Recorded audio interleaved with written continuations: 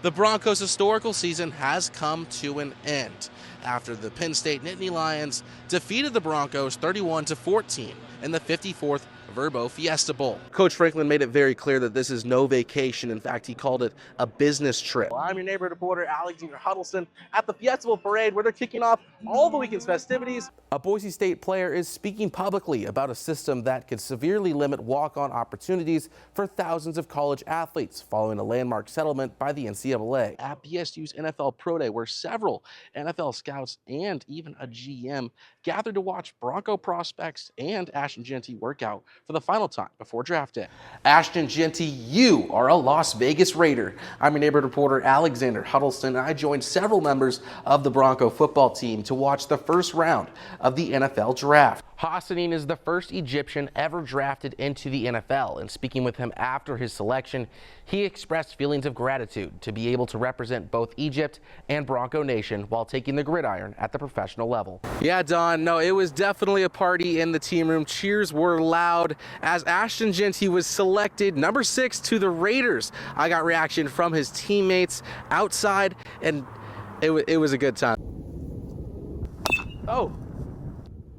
The YE baseball team has gone back to back to back in the 5A state championship.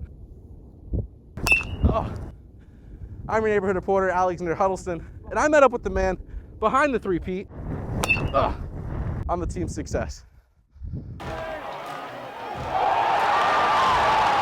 If you win or you lose, you know, you're at least the man in the arena. For the IBA Cruiserweight Championship of the world. Would I do it again? Yes, I would. It was like a rock and roll lifestyle.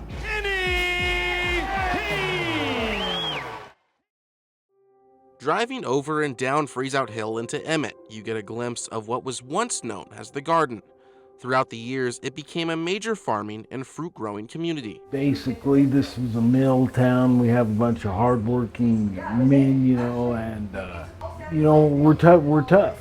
These were tough guys. Tough men work for a living. But one kid from the blue-collar town was redirected onto another path. Like my father worked at the mill, and he did, you know, you're not much of a worker kid, and you didn't go that far in school. I think my dad just wanted me to be a fighter. A young Kenny Keene picked up boxing at the amateur level locally. Those guys in the amateur boxing were really great to me and all the boxing kids, you know, because they really cared for you and your career. Keene tells me he went 1-9 in his first year, prompting the athletic commission to debate letting him continue fighting. And that's when Keene said he woke up. Keene made his professional debut in 1990 as a 21-year-old at Hawks Memorial Stadium, winning by unanimous decision. The Emmett Eliminator went on to win his next 24 fights, putting him in contention for the WBF Cruiserweight title in 1994 against Bobby Crabtree. Keene won by TKO. I was 25 when I got it, and I just thought, man, I'm there. I made it.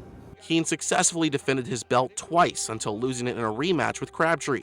However, he reclaimed the title later that year. In the years following, Keene accrued the IBA World Cruiserweight title, defending it twice before hanging up the gloves in 2006, ending his 51-4, 28 knockout career. It's just strange, you know, guys you grew up admiring, and then you meet them, and now you're kind of one of them, you know. However, Keene isn't the only pro boxer who claims Emmett. So does older brother Joey Keene and Kenny's good friend, Irish Ed Dalton. One day I was at the gym, I was just coming over to spar for fun, just to get a workout. And one day Kenny goes, hey, he goes, you want to be on my next card? That card kicked off a professional career that in 1996 led to Dalton's first of 5 title fights. To go out in the middle of a crowd, in the middle of, say, thousands of people, televised fights, whatever, you mean, everybody that you've ever known is watching you. It was a lot of fun. It was a lot of fun. You're still just like being in a small town. You still have the same friends. It doesn't change a lot.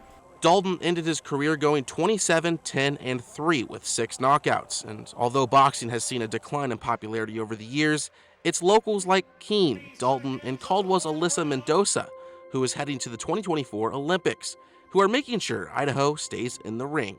It isn't dead yet, because there's still a few of us around. Coach, how you doing, Coach? Coach, I'll die for you, Coach. I just want you to believe in me. Saturday morning marked the start of a life-changing day for BSU's Ahmed Hassanein as he got dressed to the nines for day 3 of the NFL draft. Anything like this is obviously big and nerve-wracking, but we just gave it to God and we prayed this morning about it, and to be honest, I didn't have a lot of nerves. Sitting between girlfriend Payson Bennett and brother Corey Besh, surrounded by family, friends, and teammates, Hassanein waited eagerly, constantly checking his phone in hopes it would bring news. 4.5 hours and 2.5 rounds later, Hassanein finally received his call. I'm doing good, sir. How are you? Detroit Lions head coach Dan Campbell let him know they would be taking him with the 196th pick in the 6th round of the NFL draft. Just wanted you to believe in me, Coach. I would die on that field for you, Coach. I promise I would. Go to the Lions. They believed in me, and I just wanted a shot. You know, that's all I wanted, just a shot. Because everything is earned, not given. You know, and I want nothing to be given to me. I just want to earn everything. It was an exciting experience, something surreal, kind of. I don't think it's really settled in yet. He's going to change the game wherever he goes and the culture and the people around him. I'm just ready to lay it all out for them because they believed in me, and I'm just ready to run through a wall wherever they want. You know, I'm not there to just play 2 years and be like, I'm there to last. I'm there to be a Detroit Lion. I put my fandom in moratorium. I said, whatever team believes in my brother is going to get my fandom too, so I'm a Detroit Lions fan. But in case being drafted wasn't special enough, everyone watched as Hassanein looked to his girlfriend of 2 years and pulled out another surprise. Always be on your side, help you fulfill your dreams like you help fulfill mine.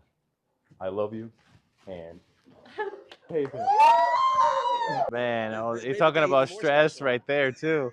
Didn't think today would be the day, and especially because it's his day and I was here to support him, and I just wanted him to also have his light today because he really deserved today. But I'm so happy and I'm just so blessed and thankful. And she's the best person I ever met. You know, she supports me, and drafted, undrafted free agent, she was there for me. Coach Wright leaves a great legacy with the club, and speaking with the players, they want to keep that winning culture alive. I'm your neighborhood reporter, Alexander Huddleston, Idaho, News 6. Ugh.